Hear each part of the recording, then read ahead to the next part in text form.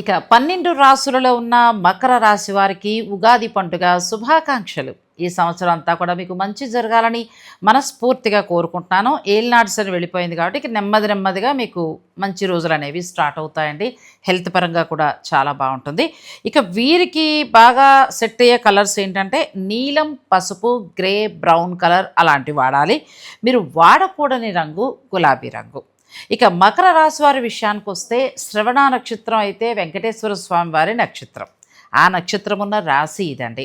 ఇక మకర రాశి వారు ఏంటంటే ఏదైనా సాధించాలి అంటే అది సాధించేంత వరకు, అంటే అందులో సక్సెస్ అయ్యేంత వరకు కూడా నిద్రపోరు, అలాగే శ్రమిస్తూ ఉంటారు.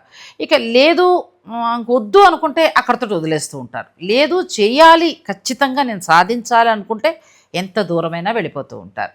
సో ఈ సంవత్సరం కూడా వారికి మిశ్రమ ఫలితాలు అనేవి కనిపిస్తున్నాయి.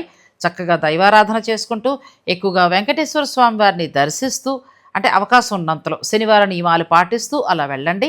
అలాగే ఇప్పుడు నేను చెప్పిన కలర్స్ ఏవైతే ఉన్నాయో ఆ కలర్స్ని మీ ముఖ్యమైన మీటింగ్స్ కావచ్చు, లేకపోతే పెళ్లి పనుల నిమిత్తం కావచ్చు, ఇంక దేనికైనా సరే ఆ కలర్స్ని ధరించి వెళ్ళటానికి ట్రై చేయండి. అయితే గులాబీ రంగు మాత్రం మీకు పనికిరాదు. అందరికీ ఉగాది పండుగ శుభాకాంక్షలు.